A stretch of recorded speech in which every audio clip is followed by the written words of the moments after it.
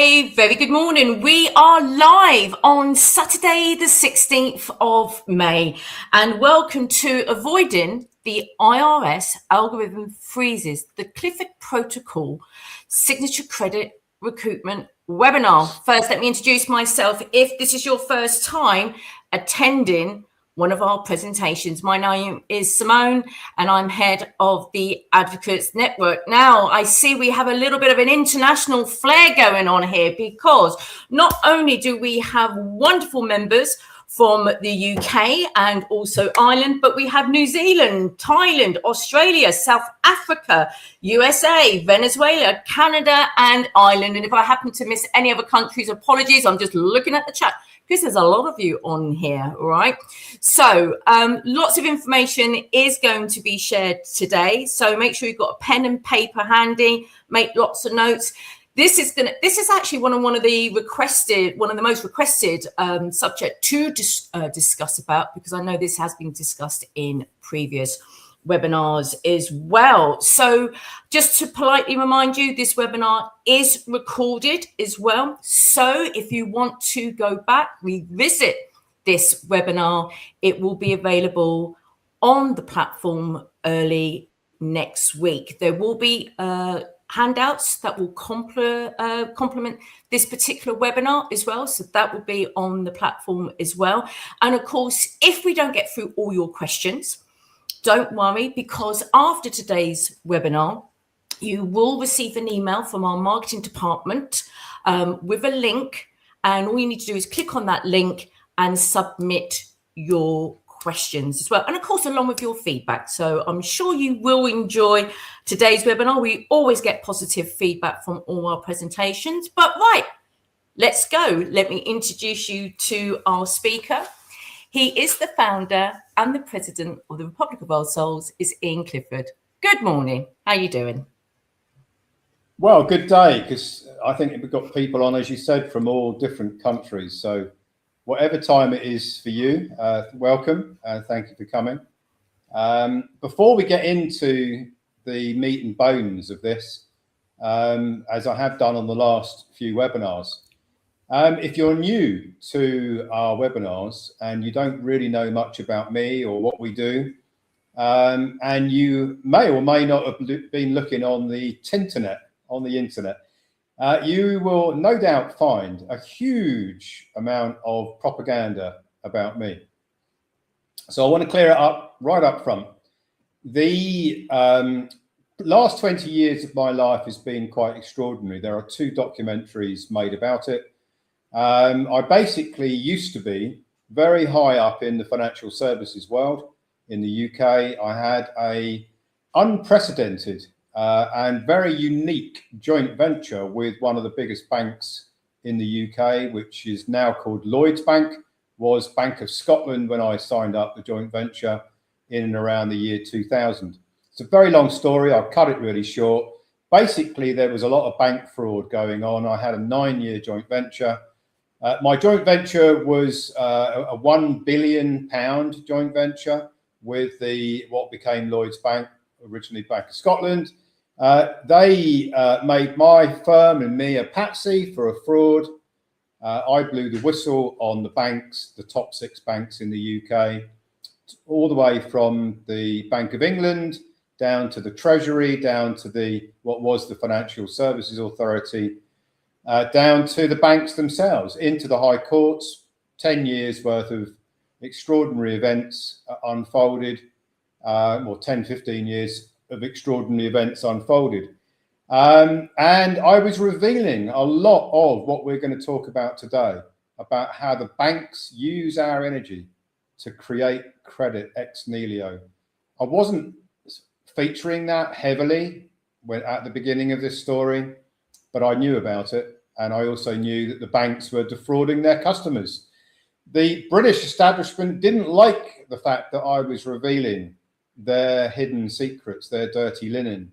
It's just to put it into context, it's £90 billion worth of bank fraud that's never been properly investigated. A lot of malfeasance in public office. Basically, they made me the scapegoat. Then, because I didn't go away and try to take them on in the courts, They've now, after 15, 16 years, tried to jail me twice. I'm in constructive exile in North Cyprus because of what I know. My case is in the UK Court of Appeal. The Court of Appeal don't want to look at it. They're stalling all the time because they know that I'm right and they don't want to hand a judgment down in my favour. And basically, what they do is they try and destroy your reputation with using media proxies, and there's lots and lots of that going on.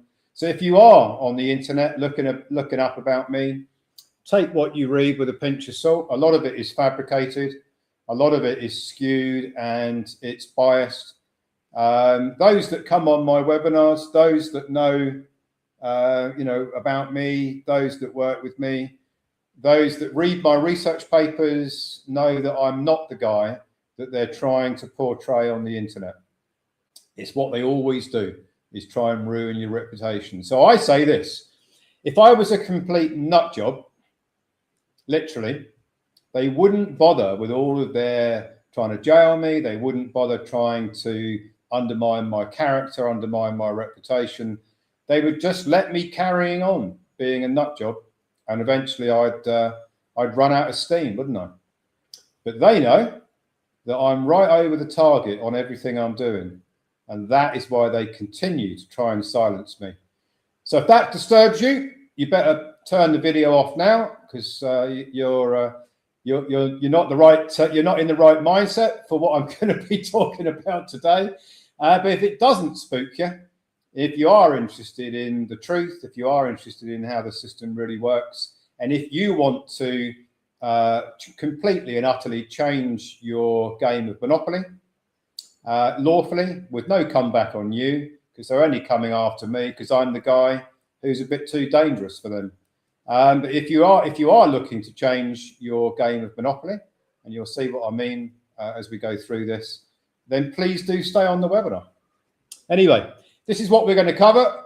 I've tried again to make the complex simple. This is quite a complex subject, I have to say. One of our attendees of a webinar recently said, "Is this a candidate for the Nobel Prize?" I'll let you judge that. I have spent a lot of time putting all this together. It is deeply technical, which is how my mind works.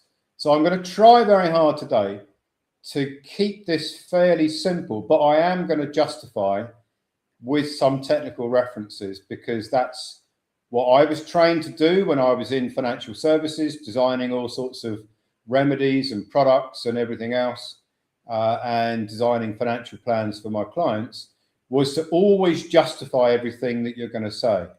And that's what I've done here. I go a lot deeper in my research papers. And if you are on our Telegram channel, Winning at Monopoly, I've just this morning published another research paper, which is, why would the United States Treasury redirect billions of taxes to our members' grantor trusts? And I've broken it all down. Quite interesting paper. I finished it this morning. I put it up on the Telegram channel. I don't think it's a handout because I only completed it early this morning. But if you are on the Telegram channel and you are interested in the reasons why this works, then that paper is another paper that I would urge you to look at. But today, we're going to talk about how the IRS system really works and how they use their algorithms to eliminate frivolous tax recoupment filings, and how our system navigates through it, because there's a lot of technology being used by the United States Treasury, and if you don't know how they are evaluating the tax filings that they receive, you're probably going to fall foul of their system. It's a bit like being in a maze. If you were dropped in the maze in the middle of it by a helicopter and you had to find your way out, you've either got a guide, and that guide, by the way, is me, or you can try and get out the maze on your own. You might be in there a long time. It's a bit like the IRS's system. We've spent years developing our methodology, and we've had results. I'll come back to that a bit later. So we are your guide out of the maze, if you like my analogy. Let's move it on.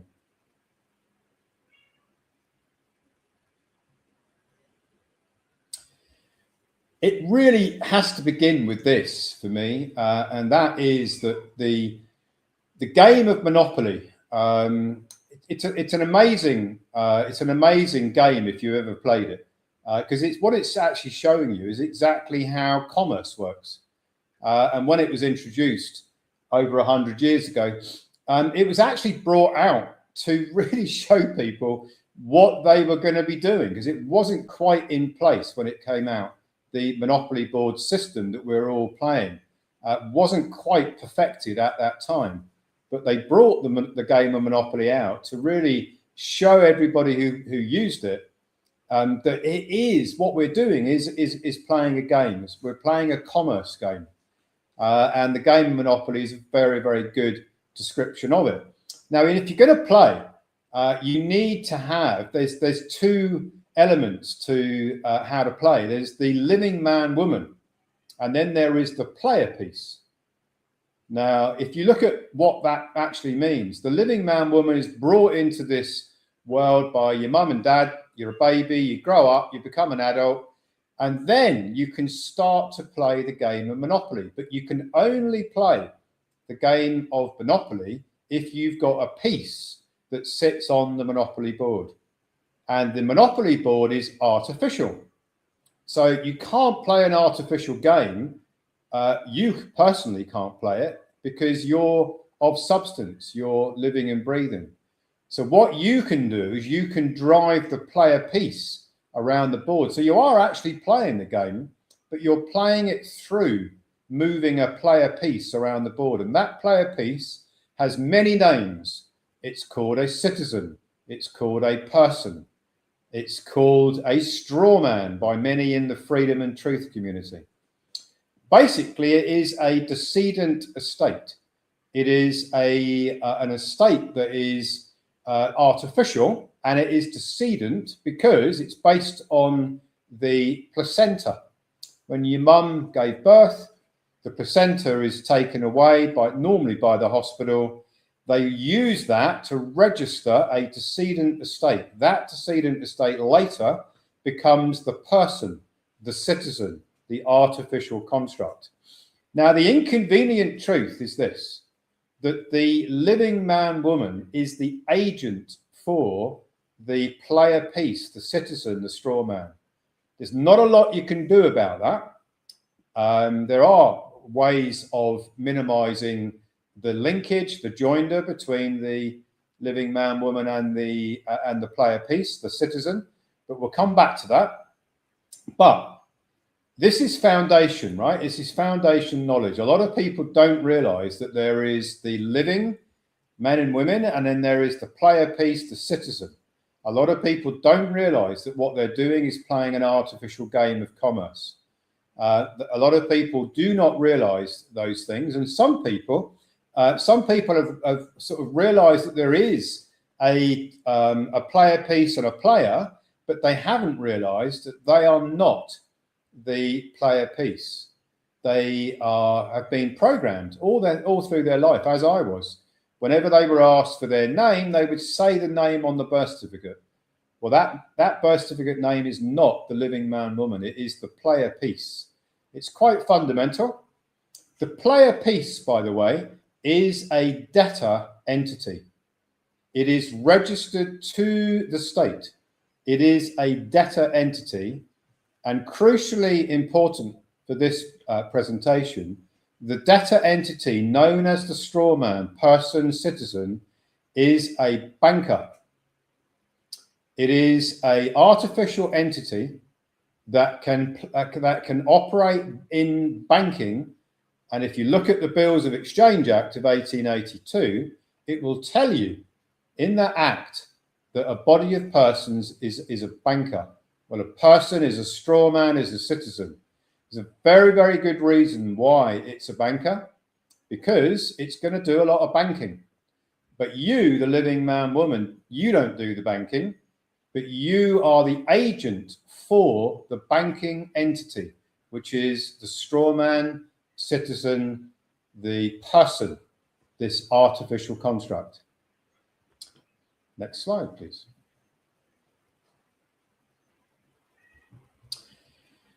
Now, the next piece of foundation knowledge is that the monopoly board itself is like a trust. It's a worldwide trust that actually is operating in bankruptcy. But we'll come back to that in a moment.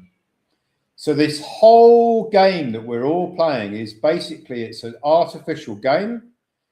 Everything on the game itself is artificial. You can't pick it up. You can't talk to it. If you think of it like this, all of these companies, all of these governments, all of the persons, the citizens, artificial constructs, all of them. You can't talk to them. You can't call them up on the phone. You can't take them out for dinner. They are artificial constructs. So we've got the living men and women who are not on the monopoly board, who are the players, if you like. And then you've got the player pieces on this artificial monopoly board. And the whole monopoly board itself is a trust. And the trust is operating in Chapter 11 bankruptcy. We'll come back to that in a few slides' time. Now, because the entire monopoly board is operating in bankruptcy, there has to be a bankruptcy trustee. And the bankruptcy trustee is the United States Treasury. Now, in any bankruptcy, you've got creditors and debtors.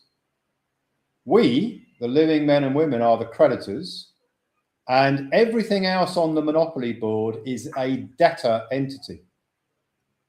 And the United States Treasury is there to serve the creditors, the living men and women. Now, the whole board is pretty much dominated by the United States dollar. The United States dollar is the reserve currency of the world. There's a very good reason why nearly every financial transaction is basically balanced back to the United States dollar.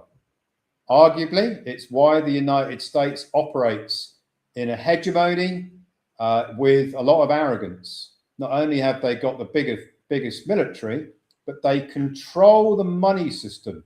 This artificial game of monopolies, mostly based on the dollar. It's the dominant currency.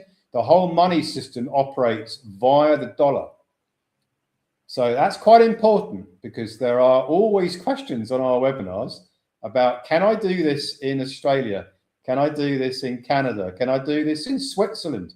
Can I do this in Germany? Can I do this in Iceland? Yes, you can do it in every single country, bar a couple. You can't easily do this if you're in North Korea. But I don't think you'd probably be watching this if you were. So I think they restrain people watching anything outside of North Korea. Next slide, please. Now, this is very, very fundamental as well. The 1933.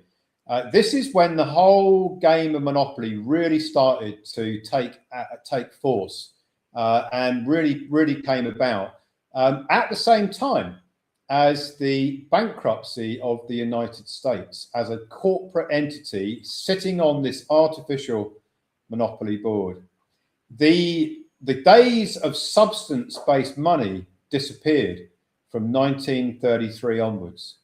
We used to have a money system that was backed by physical gold. Prior to that, there were other assets it was backed by. The bankers decided that it would be a great idea if they introduced a new monetary system. And they started rolling that out in 1913 via the Federal Reserve Act. There were lots of opponents to it who all perished on the Titanic a couple of years before. So it left the bankers like JP Morgan and a load of others, very senior banking families in 1913, to introduce the Federal Reserve Act, which they did in a recess where there was hardly any politicians about to object to it. which is what they normally do when they want to bring something in that a lot of people don't like. They brought the Federal Reserve Act.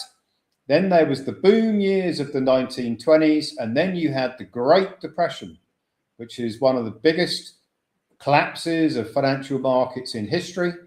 And that was the engineered problem that created the environment for them to bring in the bankruptcy of the United States. Without the United States operating in bankruptcy, this whole game of monopoly wouldn't work. So the whole monopoly board has to operate in bankruptcy. What is very, very surprising for a lot of people, because it's a huge deception, is that everything on the monopoly board is a negative. It's a debt. So if you look in your bank account, look in your investment account, look in your pension account, and you see positive numbers in there, like the balance in the account, those balances are negative. Everything on the monopoly board is bankrupt and in debt. The whole system is based on debt. They just forget to put the zero in front of the numbers when you're looking in your bank account. So that's interesting, yeah? When you get a bill, the bill you receive is a negative. They're sending you a debt. Yeah, and you cannot pay anything in this artificial game of monopoly. You can only discharge. So what happened in 1933, House Joint Resolution 192, is so pivotal to the why you can redirect taxes that belong back to you. And I'll explain that more as we go through. The whole board is bankrupt. It's a worldwide bankruptcy. It's not just the United States. In 1944, in the Bretton Woods Accord, all of the other major countries were also entered into Chapter 11 bankruptcy. And then you've got 1973, when money was no longer had any connection to gold whatsoever. So from 1973 onwards, it's all been backed by one thing. And that one thing is human energy. It started in 1913. It went into 1933, 1944, 1973. And now we are in a system which is 100% backed by human energy. It's a modern slavery system. You can't pay anything because there is no money of substance. You can only discharge one debt with another one, all based and all backed by human energy. Next slide. Now, if you want to read about this, because I think it's an interesting subject, it certainly was for me when I first started reading about it about 15 years ago.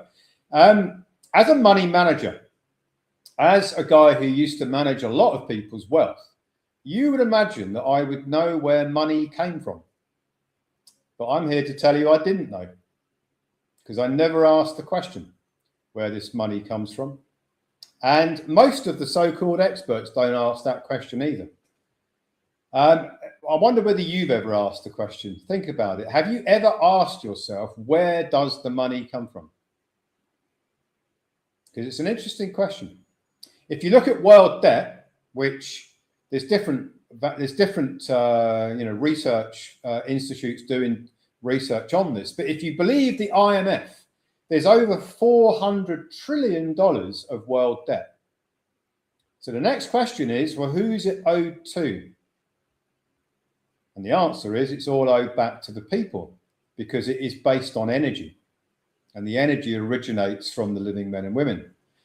So in order for the bankers to operate this bankrupt, trust-based monopoly game, they had to create a system where new money, in inverted commas, could be created every single time the bankers, remember the person, the citizen, the straw man is a banker, wants to do a transaction on the monopoly board. So making a bank payment is issuing a banking transaction. It's actually issuing a security. Signing up for a mortgage is issuing a security that creates a mortgage. A credit card, a loan, it's all the same. And the only way they could make that work is to be able to create the currency out of what's called ex nihilo credit creation. The Bank of England writes about this in Money in the Modern Economy. The Federal Reserve writes about it in Modern Money Mechanics. Professor Richard Werner writes about it in numerous research papers. Ex nihilo credit creation. You see, everything on this monopoly board is artificial. It's unlimited amount of money that can be created. There should be no such thing as world poverty, because everything on this monopoly board is artificially created through a promise to pay in the future. The promise is backed by human energy, and that promise creates currency, and the banks are operating as fiduciaries, nominees, trustees on this, within this great big worldwide trust. The banks are operating as a trustee for you, the living man, woman, and the player piece, which is the straw man, the citizen, this banking entity. Every time it engages in a banking transaction of some sort, that transaction creates new currency, which adds to world debt. And believe it or not, every single transaction that's ever been recorded digitally is recorded by the United States Treasury. Quite extraordinary. We'll come back to that. So the money supply, the so-called money, 97% of it is created when you make a bank payment, when you sign up for a mortgage, when you sign up for a loan, when you sign up for a credit card. That currency never existed before. What you're actually doing when you make bank payments, get a mortgage, get a loan, get a credit card, is depositing human energy onto the monopoly board. Doing it through a banking entity, which is the citizen, the person, which issues a promise to pay in the future, a security, and the banks are operating as trustees, fiduciaries, nominees for the energy. They are holding the energy in trust, your energy, my energy, Sims's energy, everybody else's energy.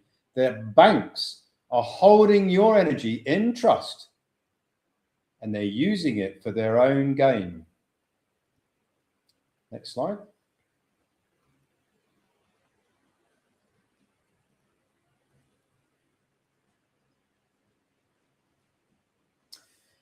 So how does this energy get transferred onto the monopoly board? Well, they had to have a mechanism for doing that. And the mechanism is called the signature. So it's not actually a quill pen and some ink. It doesn't have to be like that, or even a biro or anything. The signature can be digital. It's based on the intention. So when you make a bank payment, you're actually creating that new currency when you make the bank payment. It never existed before. It is not being transferred from your account to another person's account or another company's account. It's brand new, and it's all based on the fact that you intend to pay in the future. Promise to pay in the future. Look at a banknote, and it will say, I promise to pay the bearer, promising to pay in the future. And it's all triggered by a signature or an intention to pay in the future.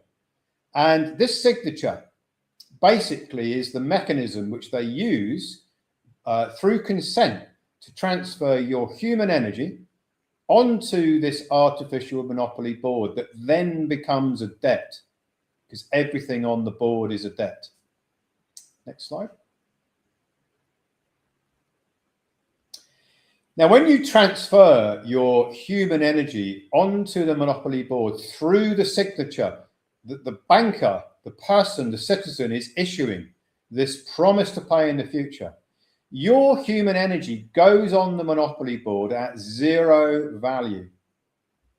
Now, when we get a little bit further on into this presentation, we're going to be talking about original issue discount, but not the original issue discount that you'll find when you search the internet. Because if you go on the internet and you say, what is original issue discount? It's going to come back, or if you go on an AI system, any of them, it's going to tell you that original issue discount is about the a mechanism for calculating the value of securities. And if you are trading in securities and you've overpaid federal taxes, that's United States federal taxes, you can recoup overpayment of taxes under the original issue discount system. Well, the internet and the AI systems aren't wrong, but they just don't tell you about the human energy and the original issue discount because they don't want you to know. So when you put your human energy onto the monopoly board, the banks value it very, very highly. They have a future value for it, which is very high. And that has a maturity date, like a mortgage, 25 years or 30 years. Bank payments get a term of years. The bankers use your human energy, that's called hypothecation, and they make huge amounts of profit. Even though that is still a debt, it's still very usable on this artificial monopoly board. But the takeaway from this slide is that your energy goes on the board at 0, but it has a high future negative value. The difference between 0 and this very high future value is the original issue discount. So for example, if you have $1 million mortgage that you created by depositing your human energy to create $1 million mortgage, the value of that human energy is $1 million on the monopoly board, negative. And if you file 1099 OID and you know what you're doing, and you know that you can't do that as a taxpayer, you can only do it via a nominee structure, which we'll come back to later. The value of your recoupment is the face value of that security, that mortgage, $1 million. But you're not going to be recouping the mortgage. You're going to be recouping the taxes that the investment banks are paying for renting your human energy. We'll come back to that later. And the calculation of the taxes that I'm going to show you how you redirect them and how you avoid the IRS's algorithmic blocks is based on the original issue discount calculation. Next slide.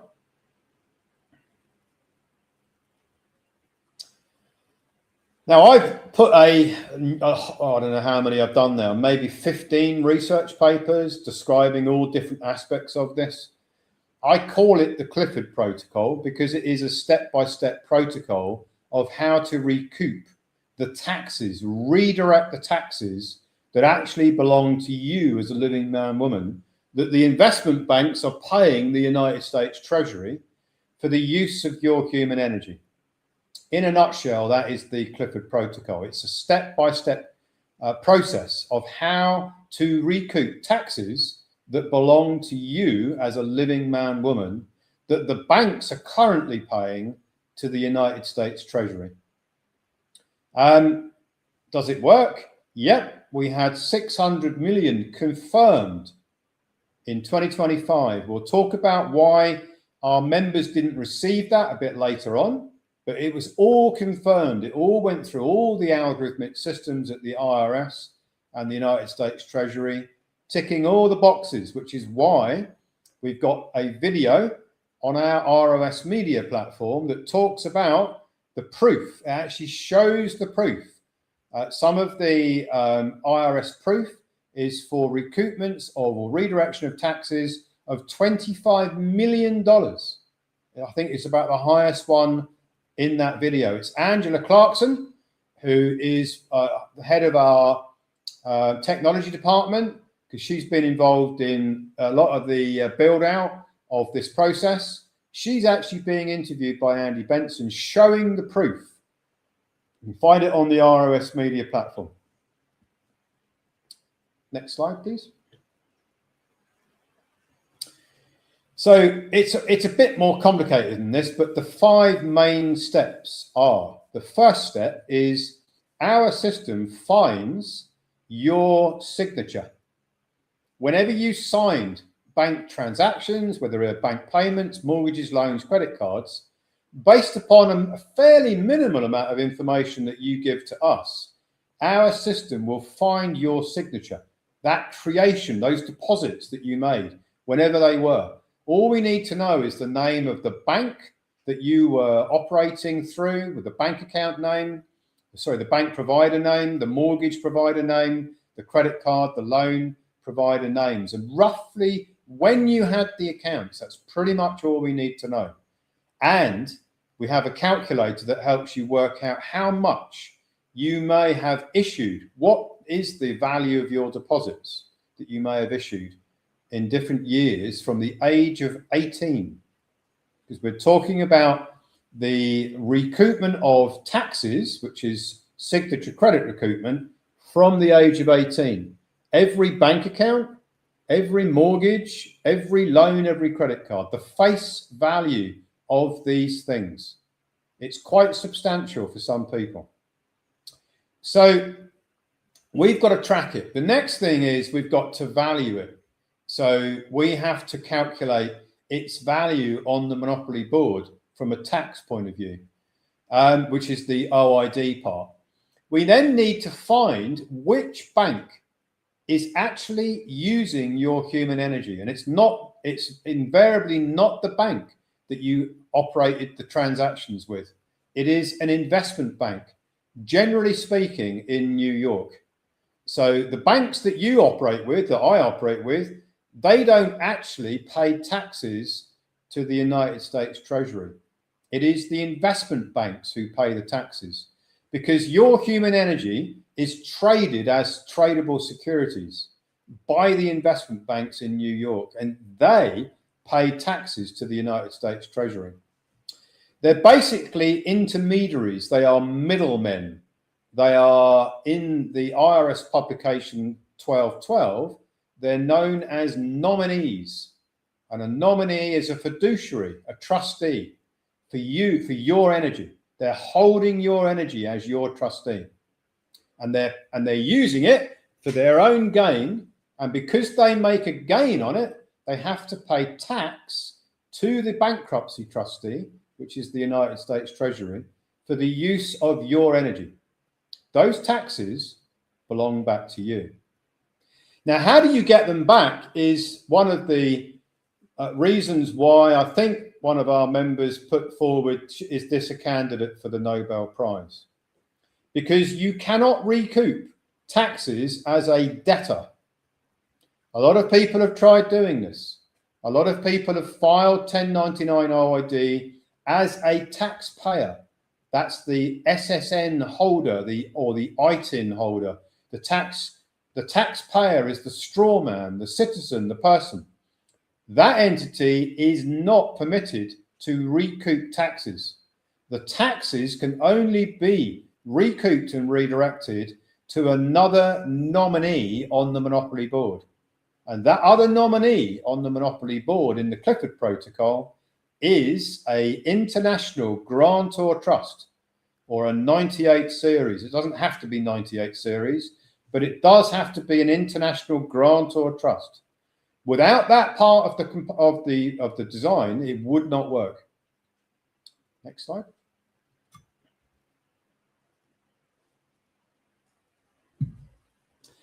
Now, surprisingly, we're using AI. It may not be surprising, but AI is actually amazing at finding millions and millions of bits of data and putting them together to make sense out of what we're doing here. Imagine that the whole world of all those transactions going back many, many years, all of those transactions leave a digital footprint. AI can find that digital footprint, and it can triangulate, and it can join the dots. So when you make a bank payment 30 years ago, our algorithmic system will know which investment bank is paying taxes on that transaction. It's quite extraordinary. We've developed it, and we have been able to use it in a very, very similar way to how the United States Treasury uses their AI systems to track everything. So a bit of a clue, without the AI systems, it's very, very difficult. We can do it. We were doing it manually. It's a very big job. So the AI system tracks the taxes that is being paid on your human energy, and we know which bank is paying them, and we know how much the banks are paying, and we know whether they're paying the correct amount or not. And if they're not, we can get the 98 series International Grantor Trust to actually operate as the taxpayer, as the bank, and command the United States Treasury to move the correct amount of taxes onto something called the 945 ledger. That's a tax ledger that the investment banks operate. They invariably pay about 1% of the taxes they should pay. They put all of the taxes that they are paying on other tax modules, and they leave the 945 tax module underfunded. So we're actually in a position to move the taxes from the other tax modules, like the 1120, onto the 945 ledger. Why?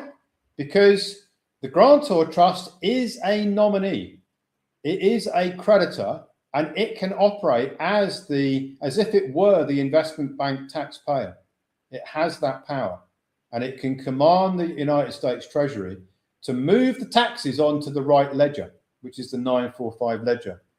The paper I've published this morning goes into that in a lot more detail. Next slide.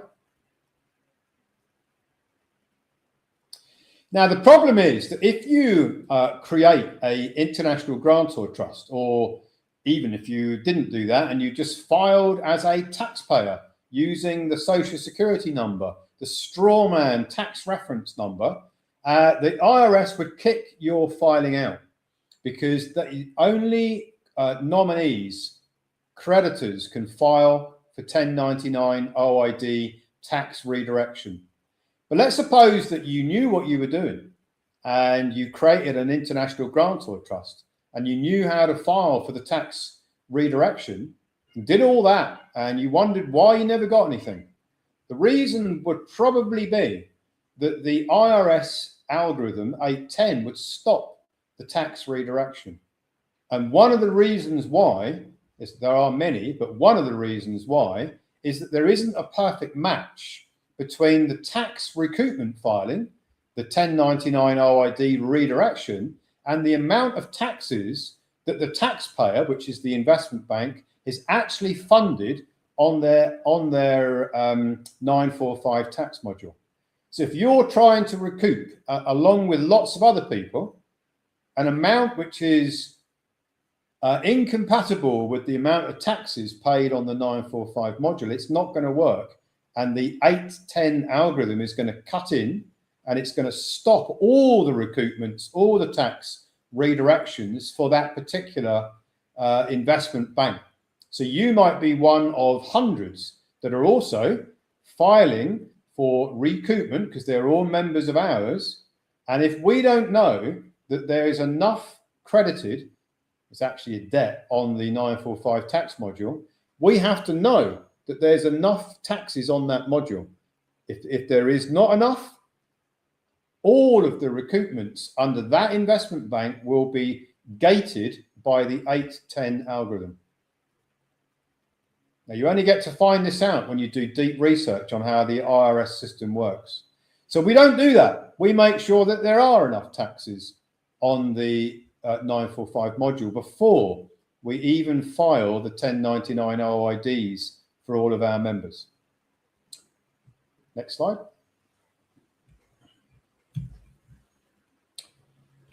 And if you really want to get really deep into it, the amount of taxes which the investment bank should be paying is probably 100 times more than they are actually paying.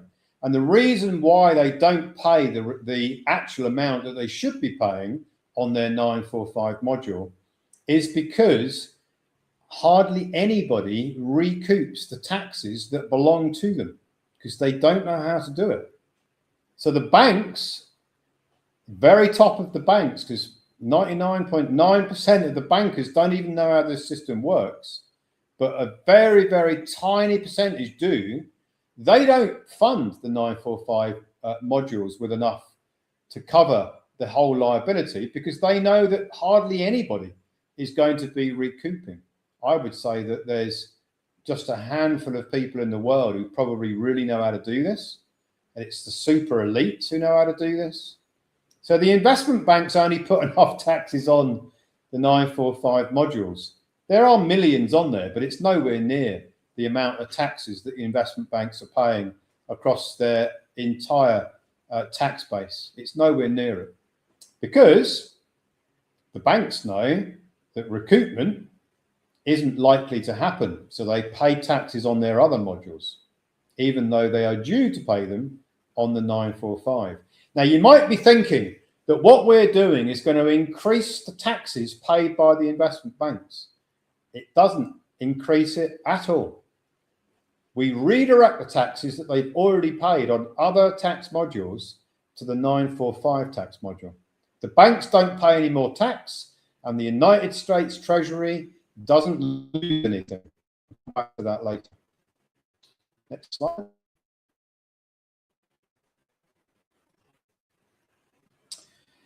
And this is the revenue procedure 2002-20026. This is actually in the Uniform Commercial Code. And this is a massive clue, right? Because in the Uniform Commercial Code, it actually confirms that the tax redirection is the right of the nominee. That's the international grantor trust. So, for example, if Goldman Sachs has paid $1 billion in tax, they actually pay a lot more than that, but if they paid $1 billion in tax, they paid $100,000 on their 945 module, and $1 billion overall, 990,000 on their other tax modules. Under Revenue Procedure 2002-2026, the fiduciary, which is the officer of the 98 series grantor trust that is doing the 1099 OID filing, can command the IRS to move all of that 1 billion onto the 945 tax module. Why? Because they step into the shoes of the taxpayer, which in this example is Goldman Sachs, as an officer with absolute right to do it under Revenue Procedure 2002-2026. So ask yourself the question, if you're in any doubt as to whether this is lawful and viable, why would they put that code in the Uniform Commercial Code that enables the cross-modular transfer of taxes, where the nominee, which is filing the 1099 OID, has the right in law to command the shift, the move, the redirection of the taxes onto the 945 ledger, and then from the 945 ledger out to the grantor trust that filed the 1099 OID. Why on earth would they put that in the legislation, the Uniform Commercial Code? If they didn't want to make it lawful, they would just remove that from the code. But it's always been there. Next slide.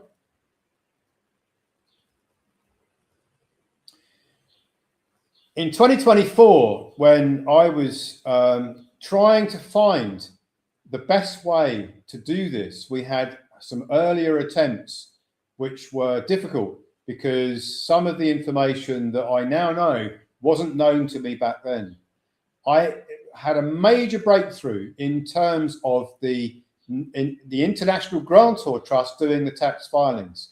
Prior to 2024, we were doing tax filings from domestic trusts in the United States. Well, those domestic trusts are taxpayers. And although it probably still would have worked, there was a risk that the recoupments could have been clawed back. So I came up with the design of using an international grantor trust because it can operate as a nominee. As a nominee for the living man woman with absolute creditor rights. That was a game-changing moment for me in my research, and it's what we've been doing since. And it's, in my opinion, the only way that you're going to make tax redirection, signature credit recoupment work is filing from an international grantor trust. By the way, it is a recognized entity within the United States Treasury. It has its own reference number, its own EIN number, but it is also regarded as a foreign grantor trust. Very critical to know that if you are interested in the technical side. Next slide. Now, this is even more surprising. The IRS, the United States Treasury, have a 26-digit reference number for every single transaction on this artificial monopoly board. 26 digits. Just imagine how many trillions of transactions there are going on all the time, and all the historical ones as well. The IRS knows everything. So when people are talking about it's, fearful about track and trace of currency going forward, the CBDC and the digital tracking and tracing, it's already there, guys. It's been there for a long, long time. The IRS have this IRMF system, which tracks every transaction. They know it all, guys. And so does our algorithm, because our algorithm can track it all as well. And it is a smoking gun if you've got a mortgage, if you've got a loan or a credit card, and you know what the IRS's IRMF code for that mortgage, that loan, that credit card, then you can prove, if you wanted to, that you are the creditor, not the banks. That code, and I wrote a research paper on this about a week ago, the smoking gun of mortgages is the IRMF reference number that proves that the banks are mere nominees. They're not the creditors. They're not lending anything. That reference number, forensically researched, proves it and can win court cases against banks. Next slide. Now, the wages and tax transcripts, which is the basically it's the verification of the signature credit, the tax redirection. When you get one of those for your grantor trust, you know that the IRS algorithm is past it. It's gone all the way through all the checks and balances, and it's come through them all. And and we had hundreds of them in 2025. That's the 600 million. You then know that it's got through all of the IRS's checks and balances, all their algorithmic tests have been completed, and they are going to issue something called a wages and tax transcript. As I say, we had hundreds of them last year, adding up to 600 million. You can see the proof by watching the short video, Angela Clarkson, Andy Benson on ROS Media channel. The next step in the process is what's called TREAS, T-R-E-A-S 310. So these are all IRS references and codes. That is the distribution of the tax redirection to the grantor trust that filed the 1099 OID. Again, in the research paper I published on Telegram this morning, I explain all of that and how that all works within that research paper, which is, basically, why would the Treasury redirect billions of taxes? It's all explained in the paper, not only why they would do it, but how it all works, if you're interested in the how. Next slide.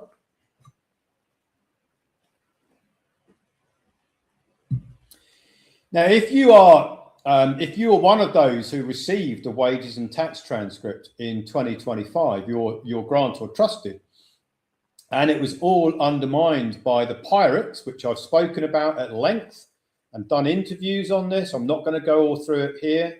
I've endlessly done interviews about what happened, why they did it, The fact that the pirates, of which there's nearly 40 of them, are under federal investigation, probably will end up in jail. The likes of Lisa Griffin, the likes of Amy Sanger, and a number of others. It's all in my interviews, it's all in my memos, it's all in my previous webinars. I was asked why they did it. There's complex reasons why they undermined it all, but basically it's because they were trying to steal money. And I'm just going to leave it at that. You can watch my interview and my other webinars if you want to know all the detail or read the documents I've written about it. The point is that the system, the Clicker protocol works, and it was proven to work by 600 million of wages and tax transcripts.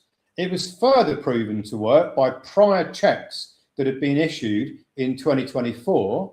And it was also proven to work through Lisa Griffin, who used to be the head of our tax department before she went rogue, because she learned everything from me, enabling her to recoup her own taxes, which she received in 2025, just before the pirates undermined all of our members' recoupments.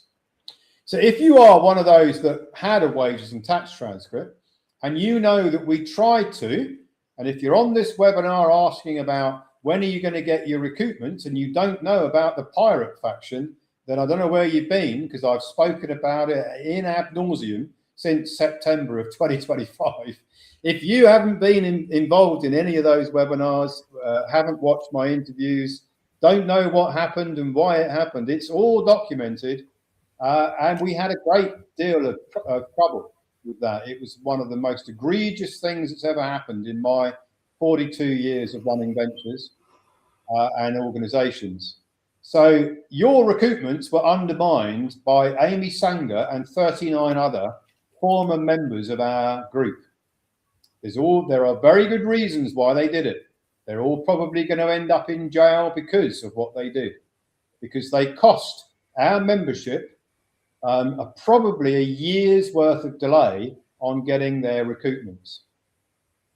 Like I say, it's all documented, all been interviewed, gone through it, A through Z forensically, what happened, why it happened, what they did, how they did it, why they did it, and what's going to happen to them.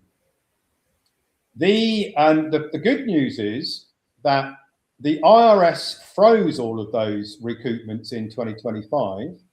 And everybody involved was basically potentially in an investigation by the IRS. Now, we, through our electronic reporting officer, who's a license holder to file all the 1099 OIDs, actually blew the whistle on all the pirates. But for 4 months, the tax filing license from our ERO, our electronic reporting officer, was frozen by the IRS.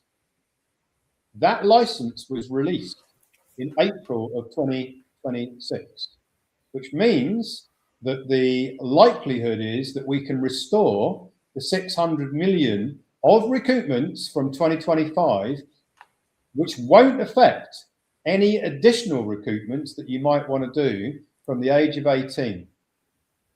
So if you're on this webinar and you don't know what happened, then that I've just given you a very, very short high-level overview. And I urge you to go and have a look at what actually happened on previous interviews. ROS Media Channel, there's a whole interview about it, all about what the pirates did, why they did it, how they did it. But the good news is that we are now working on the restoration of that 600 million, in addition to what you can also recoup from the age of 18, if you are interested in doing that. Next slide. Before I go on to the next slide, Ian, I'm glad you've just brought that up, because the comments I've been seeing, you've literally gone tick, tick, tick, tick, tick. So everybody, as Ian has just mentioned, because I'm seeing comments on here, make sure you keep up to date on what's going on. We've got the Telegram groups. As I've just also mentioned in the comments, that there will be a follow-up email. I'm not going to be sending it because it's not going to be me. It's going to be marketing. And they will have all the links to the Telegram group, also about the ROS Media platform. Every piece of information. So I'm seeing all your comments, all the updates. Ian has just given a very quick summary. But if you want to know the information, go on Moss Media or go onto the Telegram group. All those recording of those webinars in full length are also on there as well. Okay, so I hope you all now understand all your questions, tick, tick, tick, have now been answered. I just want to clear that in because I'm seeing all the questions that are going on and everybody critiquing each other. So let's, everyone, Ian's giving a summary, all right? The entire subject is covered exhaustively on an interview between Andy Benson and me, which we did many months ago. It's been on the IRS media channel, I don't know how many months now, 4 months, maybe more. And there's also updates on there as well. So there's a huge amount of misinformation going out from the pirates themselves, that people like David Ayerist and other people that were part of the pirate group. The truth is all in the video, all in the interview, and the verification of me telling the truth and never deviated from it is the fact that the IRS recently restored WK, who is the licensed tax preparer, his license. Why would they do that? Next slide. So on that note, can I say to everybody, let's concentrate. Ian's answered all your questions. Let's concentrate on the next upcoming slides, because what will happen, the information is going to share, you may miss out. Okay, so let's, okay, Ian, over to you. One of the biggest challenges, which many people don't think about, is how do you actually receive the recoupments? How do you receive millions of dollars without flagging the banks and getting them, the banks freezing your bank accounts and all of these types of things? I solved that through a fairly sophisticated structure. In the state of Wyoming, ecclesia trustees can operate as under what's called an attorney in fact model. And it can operate like an agent for each individual grantor trust.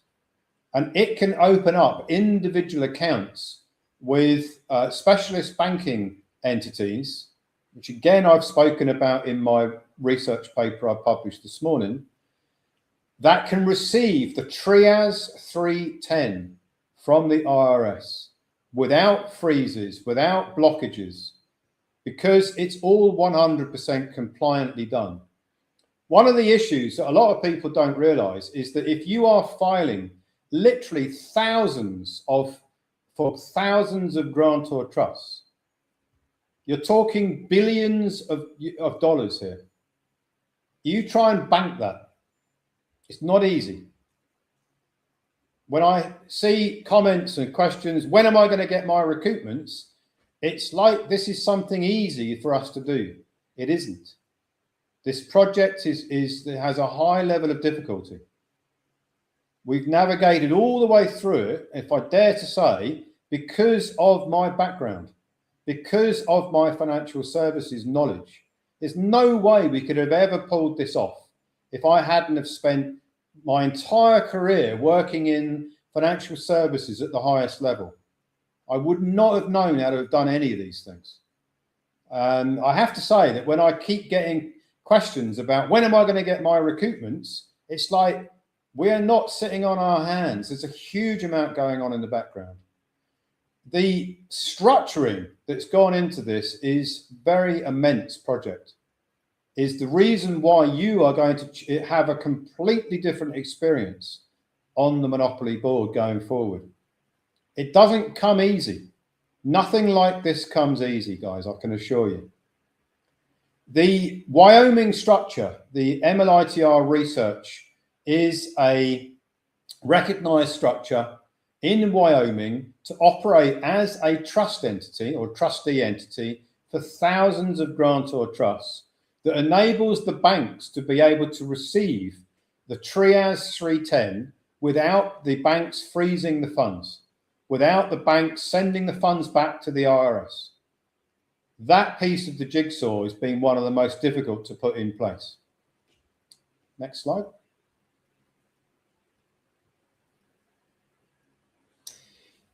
Okay, so if you are interested in spreading the word and you want to earn a discount on future protocols, so we're going to be launching many, many more protocols in the future.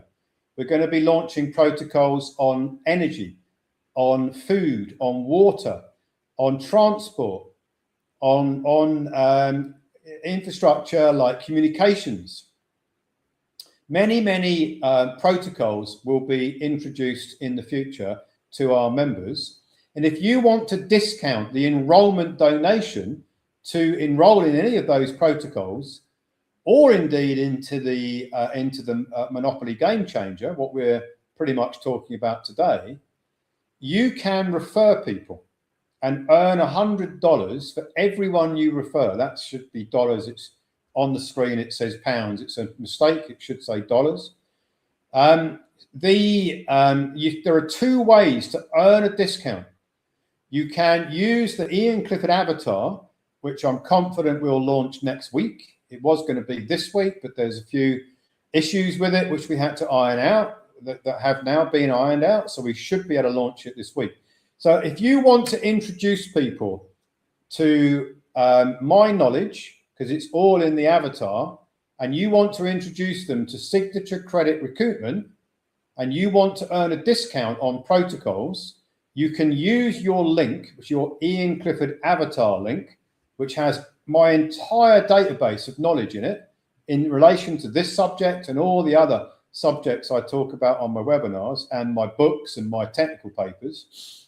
And you will earn $100 in reward points that you can set against future protocols if the person that you are introducing it to uses the avatar for 10 minutes or more. If you refer someone to one of my webinars, any webinar going forward, you will earn $100 in reward points. You can't earn $200 for the same person. They either use the avatar or come to the webinar or do both, but you can't earn $200. It's only $100 per referral. That, I believe, will enable, and we're already starting to see signs of people doing this, this will enable those that are really up against it, who have a network of contacts, to enroll in the Clifford protocol, to enroll in the Monopoly Game Change protocol, the Clifford protocol being the signature credit, with no donation cost at all, zero. I'll say that again. For those who are really hard up, who are really having a tough time on the Monopoly board, if you can make 5 referrals, you would be able to engage in the Monopoly Game Changer at a low level, but still a life-changing level, with no upfront donation.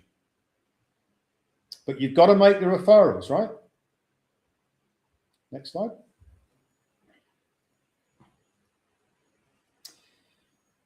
Let's imagine that you have just received your first recoupment in your international grant or trust. You're now, it's been transferred to your private treasury. This is the treasury you're going to be using for all of your commercial activities on this Monopoly board. There are, you have in your Monopoly Game Changer, you have something called the Asset Fortress Protocol. That is your private treasury. That's what you use on the Monopoly board in the system of commerce. It has a bank account. Let's imagine that you've got your recoupments in that treasury account today. Let's just imagine you had it today. What would that value be? What is the value of your bank payments from the age of 18? What is the value of your mortgages, loans, and credit cards? The face value. Take a guess. Is it $1 million? Is it 10 million? What is it? That is what you're leaving on the table right now. But it gets better than that, because once you've recouped that amount for the first time, you can then spend it from your private treasury by issuing new signature credit out onto the Monopoly board and then recoup it the following year. So whatever the value is that your bank payments, mortgages, loans, credit cards is, then multiply that out by every year going forward that you're recouping the same amount. If that isn't life-changing, I just don't know what is. Next slide.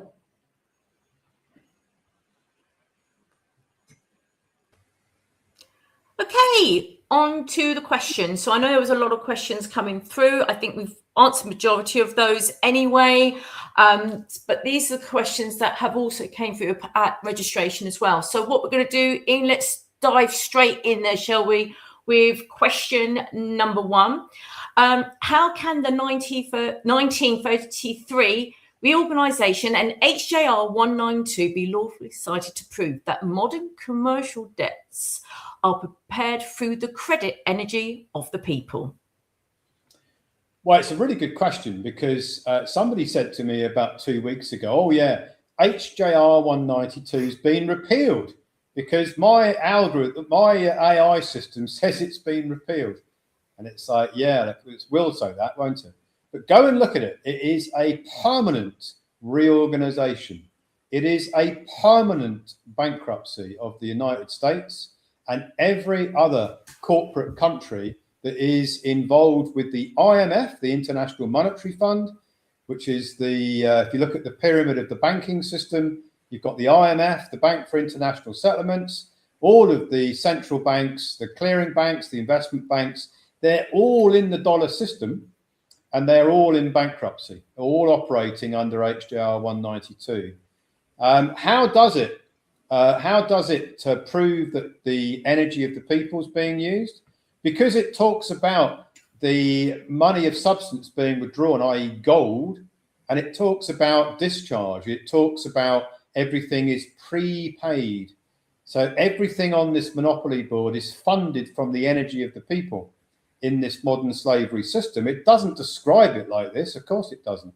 But if you read between the lines and if you interpret the words to what they really mean in HJR 192, it confirms that the substance-based system is being replaced by what's called a usufruct system.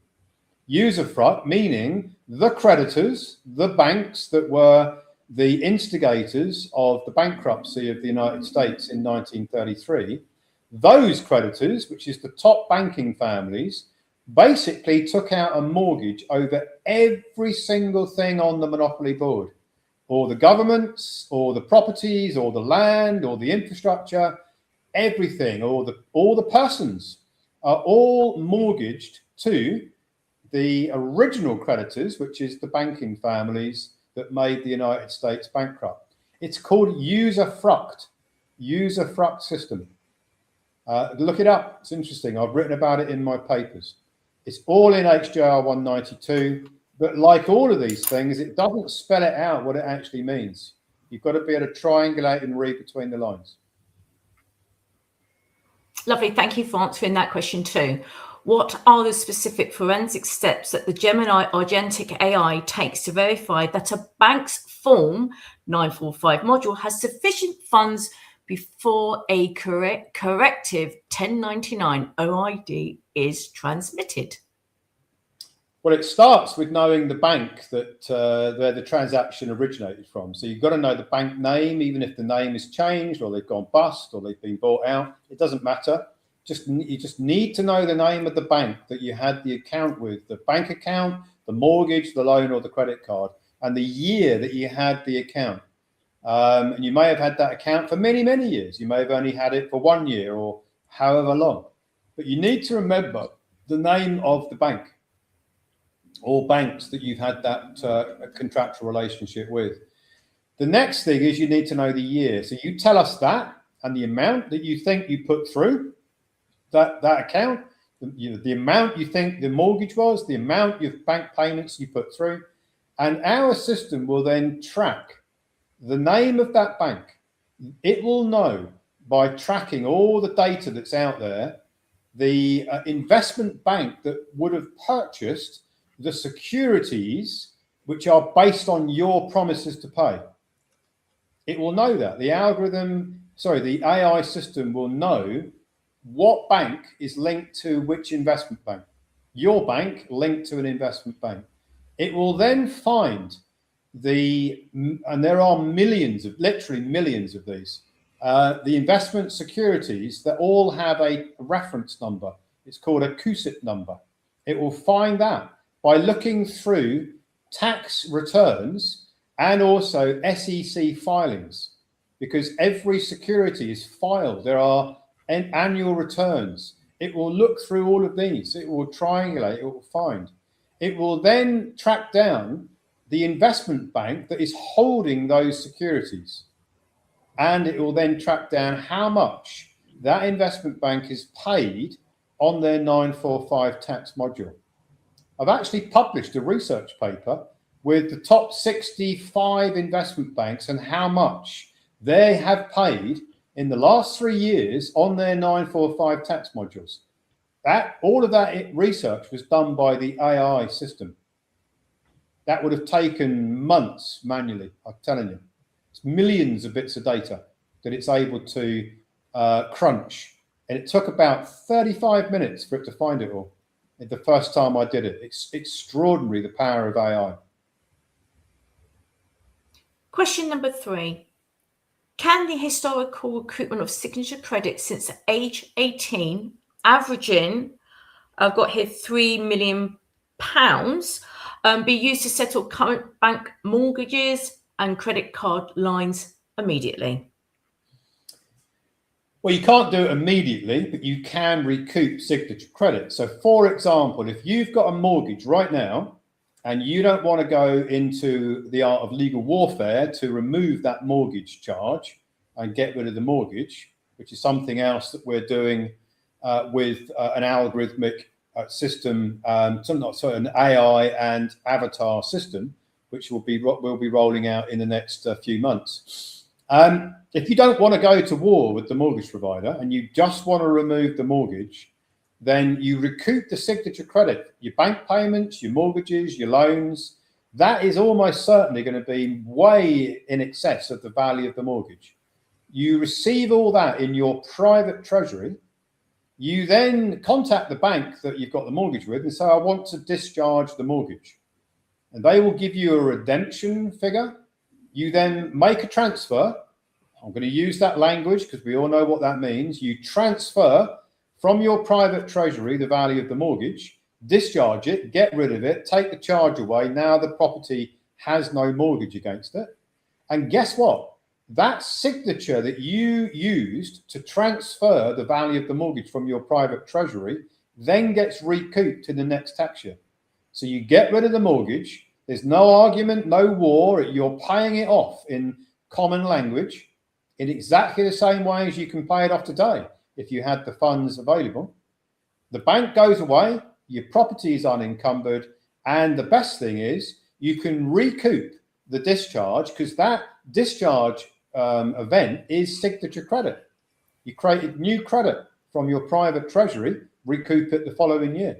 So that's how you can do it, but you have to wait for your first recoupment to come in. Lovely. Thank you for that. Why is the 98 series International Grantor Trust considered an impenetrable firewall that bypasses the IRS fraud filters typically triggered by personal SSN filings? It's a great question. The reason why is because it is in terms of the IRS, the foreign grantor trust, which they only issue manually. That you can't get them online, by the way. They make it difficult to get these. It's known to the IRS as a foreign alien. It is a foreign alien nominee, and that means it can qualify as a creditor. If you like, it's like a bank. Only the banks typically can operate as nominees for your energy, with the exception of a foreign grantor's trust. Meaning it is foreign to the United States. It sits internationally as its own entity, as a creditor entity. Critically important. Without that, we wouldn't be able to do this. It would not work without that piece of the jigsaw. So it's basically because it's a creditor. Lovely. Thank you for that. Question 5, regarding the $600 million portfolio, what specific path is being taken to restore the wages and tax transcript that was stalled by the pirate fiction interference? Now, I know you have touched upon this already, but just in case people didn't hear what you said, could you maybe just go through that again, please? Yeah. So the pirates, who had their own motivations, which I've described in my interview, they filed with the IRS what's called fraud identity reports. They claimed that their name as a trustee, there were 36 of them, they claimed that their name had been used without their authority as a trustee for your grantor trust, if you're on this webinar, and you received the wages and tax transcript. They did that because of Amy Sanger. And I've explained all the reasons why she created that and convinced them to do that in my interview. The IRS then froze all of the recoupments that were in progress, every single one of them. Over $2 billion of recoupments was frozen because of these bogus fraud identity reports that the former trustees filed. Now, that froze the whole thing, including the electronic reporting officer's license. You can't do this without a licensed, it's called a tax preparer. You can't just file tax returns unless you are professionally licensed to do it. We have that within our infrastructure. So the license was also suspended pending investigation, which is obviously it would be, yeah? That license is what I talked about, was restored in April. So from September of 25 until April of 26, until the license was restored. By the way, we had other licenses that we could use, but that was the principal primary license that was used to file all the returns in 2025.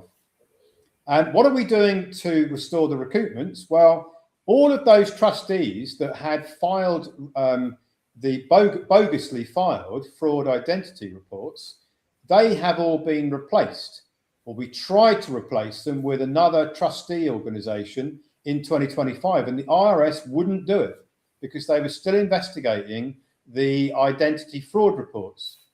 In what we're doing right now is trying to, and I can't guarantee it's going to work, but I have high hopes it's going to work.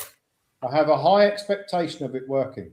We are currently replacing the original trustees with a new trustee, MLITR Research, at the IRS right now. If that works, then the 600 million will go back into where we were in September last year, into the Trias 310 part of the process. And if you're one of those who's had a wages and tax transcript last year, you could reasonably expect to receive it within the next 3 months. If the IRS replaces the original trustee with MLITR Research as the trustee, we will know very shortly, because we've already filed quite a number of these to see what happens with the IRS reaction to replacement of trustees.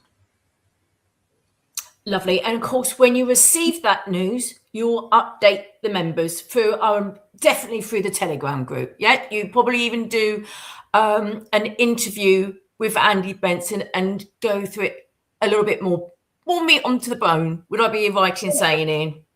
We'll probably do a webinar. We'll probably do an interview. We'll definitely do Telegram update in the enrolled members Telegram channel. I can't guarantee what the IRS is going to do, but there's a high probability that they will restore them. If they don't, I have another move up my sleeve if they don't, to try and restore these. So I'll talk more about that if they don't replace the trustees. And one thing we know about you, Ian, you don't just have a plan B. You always have a C, D, and E, because you always are so many steps ahead. And I think our members know that. But thank you for that update there as well. Question 6. How does the perfect match logic of algorithm 810 verify the validity of this signature credit claim against a nominee bank's omnibus tax ledger? Well, the omnibus tax ledger is the 945 tax ledger, and the algorithm 810, what it's looking at is how much tax has the investment bank paid on that ledger. And then it's looking at the value of tax redirections that have come in, for which there's hardly any, because we're the only organization who knows how to do this, apart from, I reckon, a handful of the elites who know how to do this. So they basically match it up.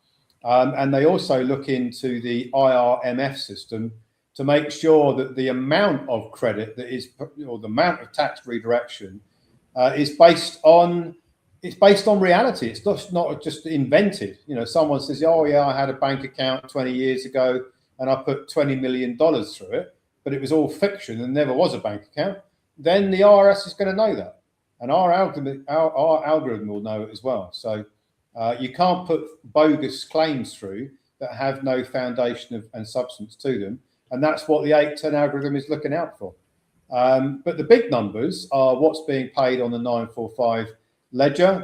It's called an omnibus account, because get this, the investment banks, when they pay taxes on that ledger, they don't call the ledger the name of their bank. They make up a name. So it's just to disguise it, because they don't want people to know that that tax ledger is actually their tax ledger. It's quite deceptive.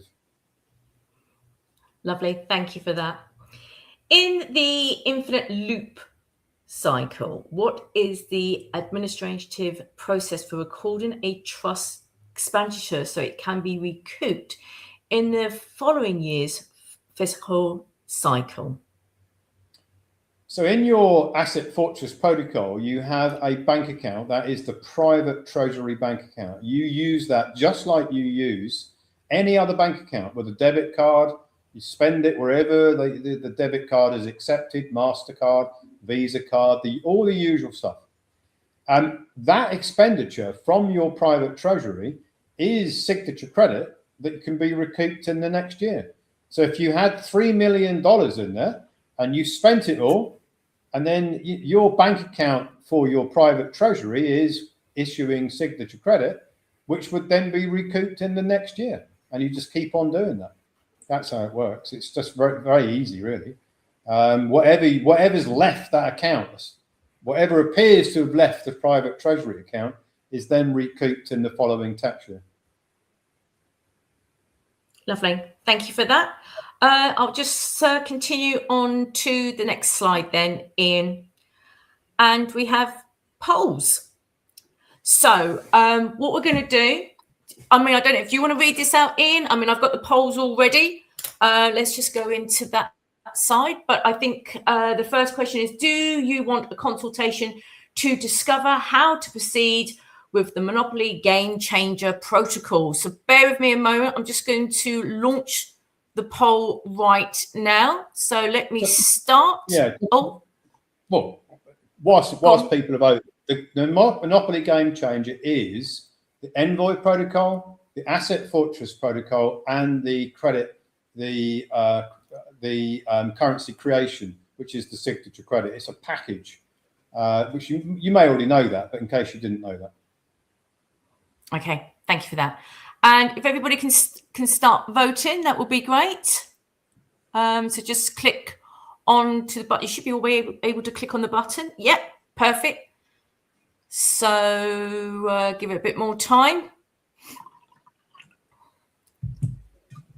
I know it takes a little bit of time of it coming through, so just bear with us at this moment in time. That would be great. Okay. Let's give it a few more moments. Just take a bit of time, doesn't it, Ian? All coming through. Yeah, it seems to be delayed for some reason. Yeah. You know, we had this last time, didn't we, when we did our webinar together. It was that was Yeah. the last few. That was major delay. I was going, is anyone there? There were, of course, but yeah. Okay. So what I think we do, because I'm mindful of time, and obviously it's people's Saturday, and you may have plans with friends or family. So what I'm going to do, I'm going to stop the poll right there, and we have 79% who are already doing this, which is wonderful. And 21% said they would like more information, which is great. So I'm going to stop that. Let's hide that right now. And then the next poll is, if you are one of the members that received the IRS wages and tax transcript in 2025, that's the $600 million that Ian had been mentioning, do you want to upgrade and include signature credit recoupment from age 18? Yes, no, or you... Oh, go on, carry on. Before you launch the poll. Yeah, of course. The previous vote was people saying that they're already doing it, but I know that's not right, because we've only just recently launched the ability to recoup signature credit energy from the age of 18. So what people are voting for is they're doing what the last 3 years, they're doing 2022, 23, 24, maybe 25. That is not signature credit from the age of 18. We've only just launched it like a week ago. So we can't have had 78% of the audience saying that they're already doing signature credit recoupment from the age of 18, because we've only just launched it. So I think there's a misunderstanding on the the question. I think we should have made that a little bit clearer, and maybe it's misunderstood by the attendees of the webinar. Okay. So I will now launch poll number 2. So let's have a look. Okay, so I'm launching it now. For those who received the IRS transcript in 2025, upgrade to include the recoupment from 18. So if you could start voting, that would be great. Yeah, so to make this clear, if you are already in receipt of a wages and tax transcript, do you want to add to it signature credit from the age of 18, in addition to what you already got in your wages and tax transcript in 2025? Yeah, which is on there. Okay. Just give it a bit more time while it's all coming through.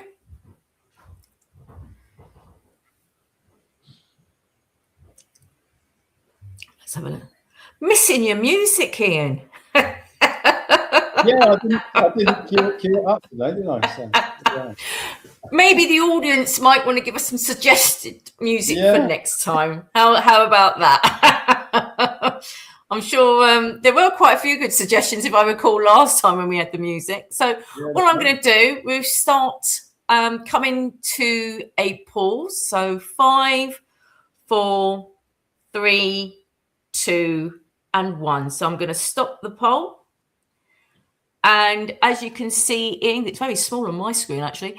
70% have said yes, that do want to upgrade and include signature credit recoupment from the age of 18. 8% have said no, and 23% have said they would like more information. So what I'm going to do is hide that right now. And poll number 3, do you want to go into that a little bit more in more detail, just so you can explain that, going to more meat to the bone? If you're very new to what we do here and you weren't involved prior, you're basically new to this opportunity. Do you want to recoup your signature credit, which could be millions of dollars, and then spend and recoup it every year going forward? Yes, no, or you need more information. It's probably on average about $3 million the first recoupment from what we've seen so far, based on those that have been coming on our consultations and using our calculator to work out how much could they be recouping, because it's not easy to work it out. So we have a calculator to help you to work that out. Brilliant. Okay, so right, if everyone can start voting. Okay.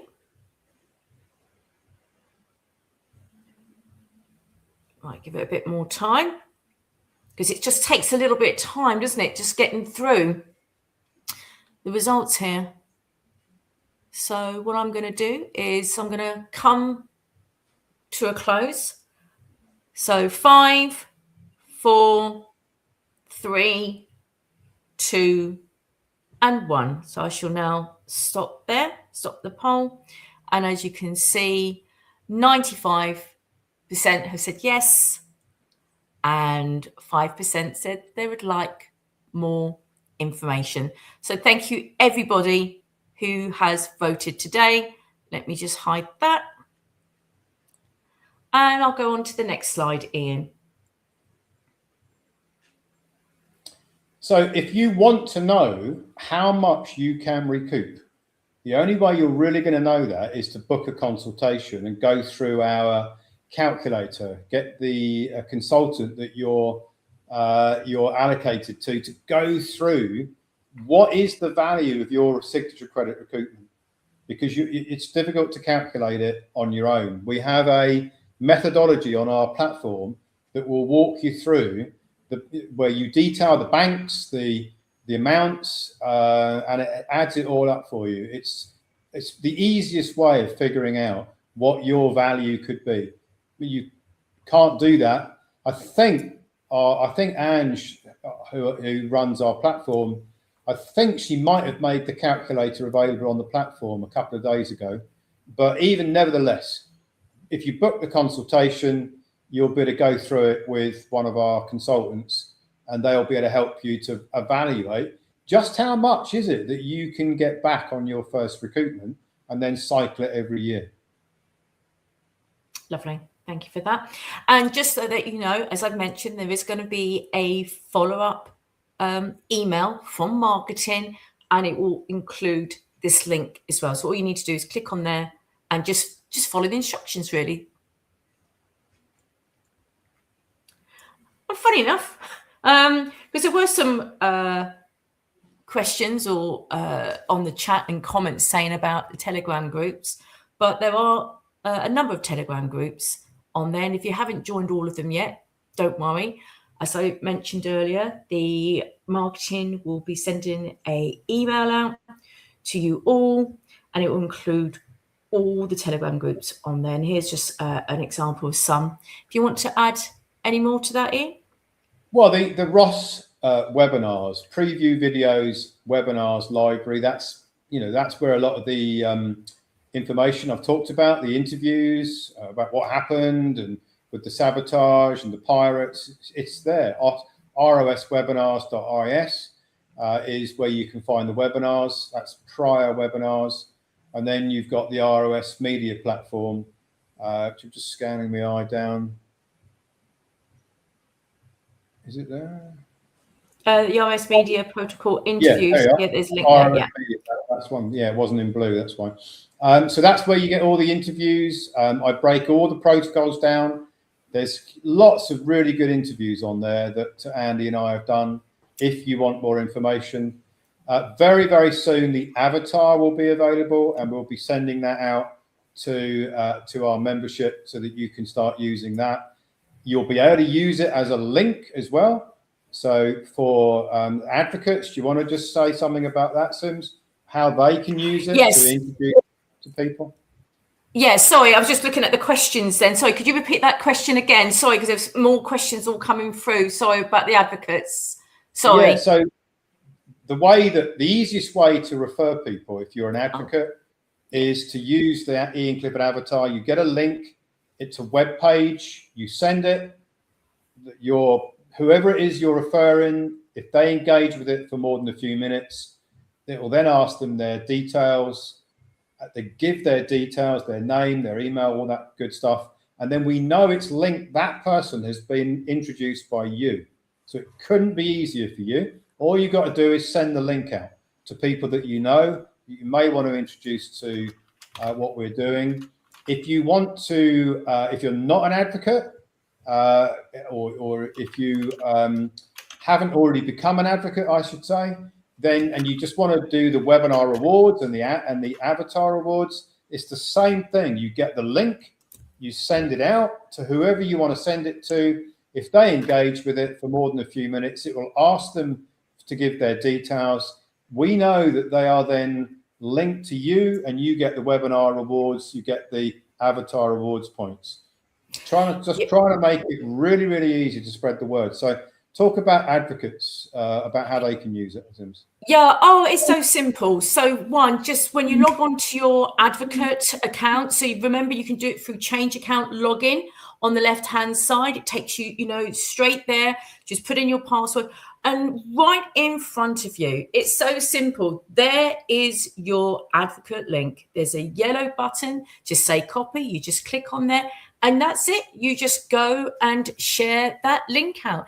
It's, as Ian said, we just want to keep it really, really simple. So all that information is there.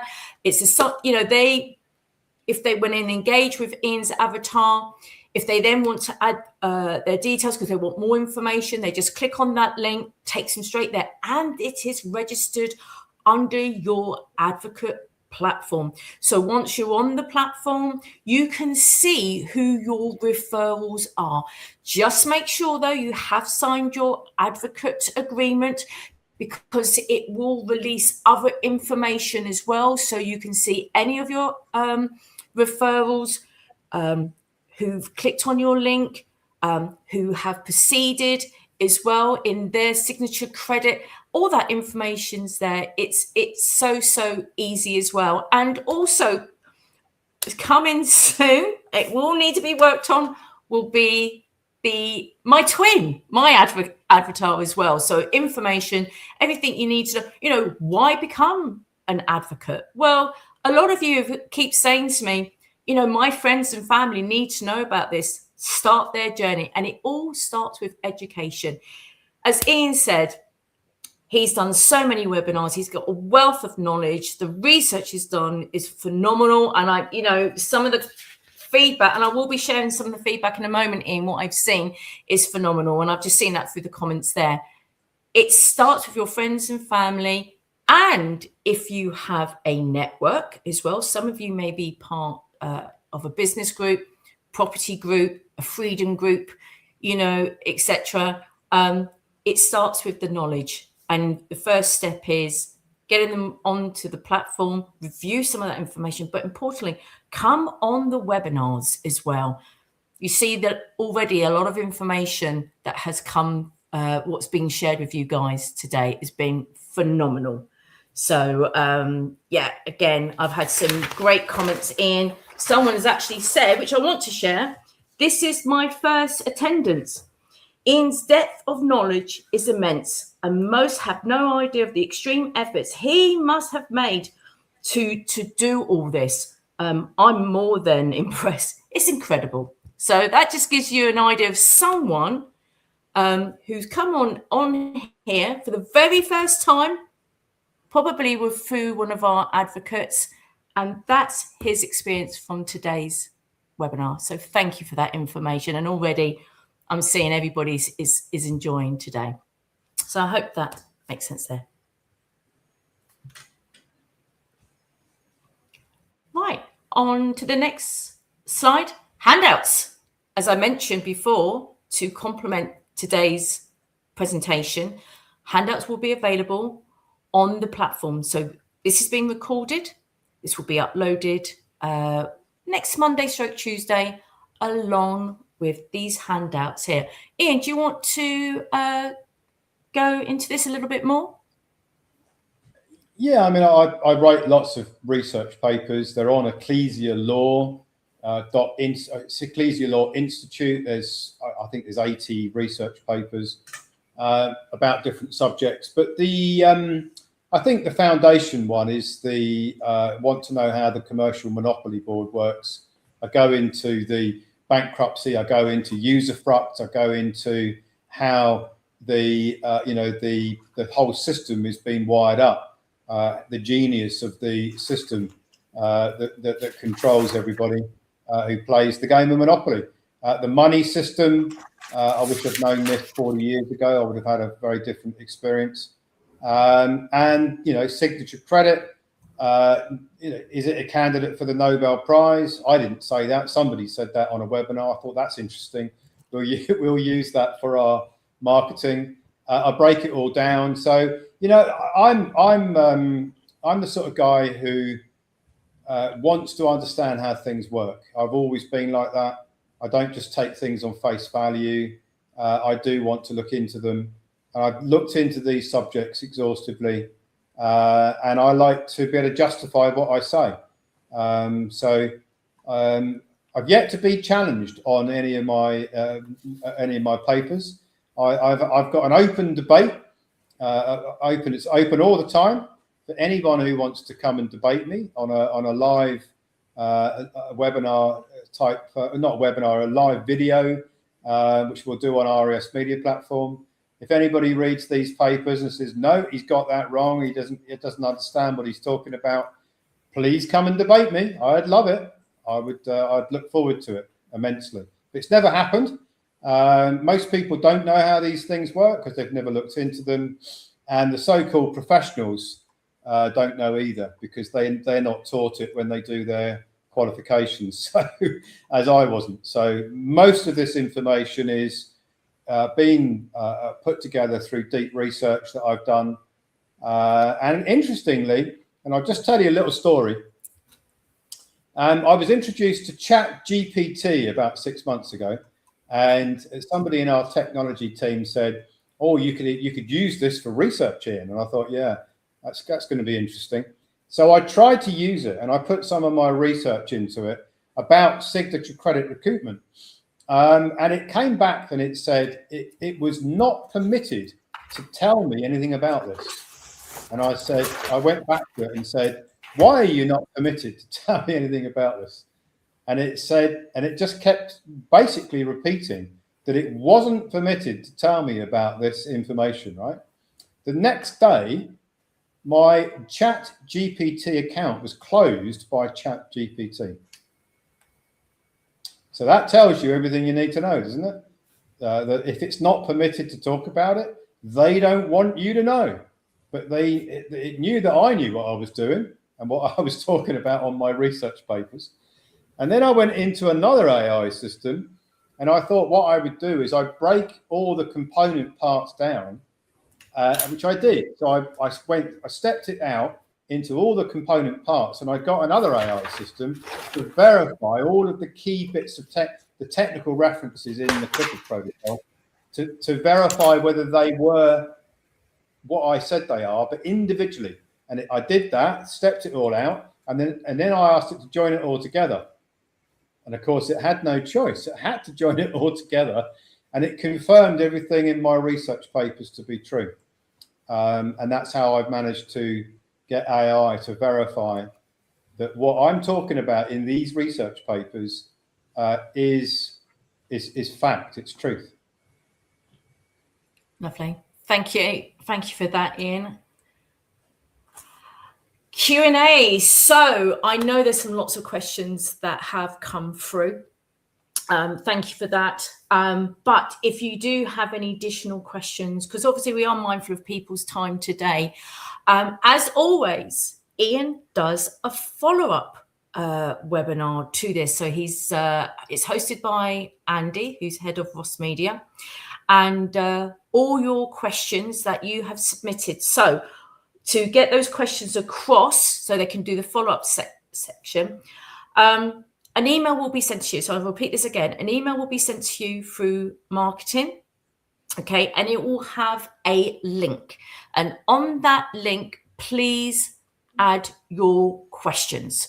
And then what will happen, all those questions will be collated together, and then they will be sent over to Andy, and Andy will ask in those questions as well. And also with that link, feedback as well. I've seen the feedback that we've had from here, Ian. I've got here, as always, Ian smashed it once again. Much love to Ian and Sims and the rest of the family. Thank you for that. I know we've got a lot of our staff on here today, so they really will appreciate that. So thank you. Thank you, Ian and Simone. Yet another fantastic webinar. Have another member on here. It's their first time, and they said this has been extremely beneficial. So thank you. Another comment, watch weekly. I assume they mean watch the webinars on a weekly basis. And it blows my mind every time. Just incredible. And so happy to be part of this. Thank you, Ian. I have not found any other source at this level of expertise and this involvement to this degree. But we still like more feedback that come from you guys, because, we want to share this out. And so people know the importance of attending these live webinars, and of course share that feedback with your friends and family. You know where those webinar referral links are. They are on the platform ready for you to share. So that is really important there. Ian, is there anything you want to add to that? Are you happy with that? Well, I'm looking forward to launching the avatar. We spent about a month putting it together. I thought we were going to launch it last week, but there was a couple of glitches with it, which we're about to iron out. So next week it should be available. And if you're interested in asking it questions, if you're interested in using it to refer people, I think it's a game changer for the growth of our organization, and to make it so easy for you to share with others what we're doing without having to explain it. Just say, hey, look at this. Just send them the link. They click on it. And it starts off talking about signature credit recoupment. That's the first thing it talks about, because I believe that is the solution to nearly every problem that's on the Monopoly board. Not every problem, but nearly every problem can be solved by signature credit recoupment. Lovely. Thank you for that. Now, Ian, when you did ask me a question, and I said, sorry, could you repeat that again? Because the reason for that is there were quite a few members trying to get onto the link to book with the consultant. So I was trying to get the link at the same time when you asked me that question. So apologies there, Ian. But just to let you know, everyone, a few times now, I've added the link in the chat here. So if you want to book your session with the enrollment team, it's all there as well. But as I have also said, the marketing team will be sending out a follow-up email, and it will include that link. But I know some of you would like to book on straight away, so I've included that link in there as well. And I'd just say, well, first, Ian, thank you to you for taking the time out in delivering today's webinar. From the feedback I've seen already, everybody has really enjoyed it. So thank you to you as well, and all your wealth of knowledge that you've shared. But also thank you to our lovely members and advocates for joining today's webinar as well. Again, I hope you have also appreciated it. And as I just mentioned just a moment ago on the previous slide, we do appreciate your feedback. And of course, it helps us to improve and create better sessions for you as well. So, we'd really appreciate for you to take a minute to share your thoughts. When you receive the email from marketing, as I said, the link will be on there. So please click on that link to add your questions you'd like Andy to ask Ian following from today's webinar, and of course your feedback. And this is the email that it will be sent from. So keep an eye out from admin@republicofoldsouls.is. And even a short message, it makes a huge difference. And again, thank you for your continued support. And anything else you'd like to add, Ian?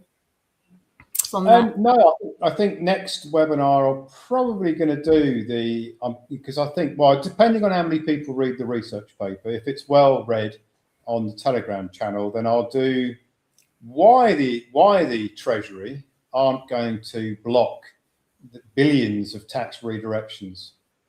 So I think that's a question that a lot of people probably will think about at some stage. So I'll answer that and break it all down on the next one. Perfect. I think people may be interested in that as well. So Ian, thank you very much for your time. Everybody, thank you for your time as well. Have a wonderful weekend and see you on the next webinar. Take care and bye-bye. Bye for now.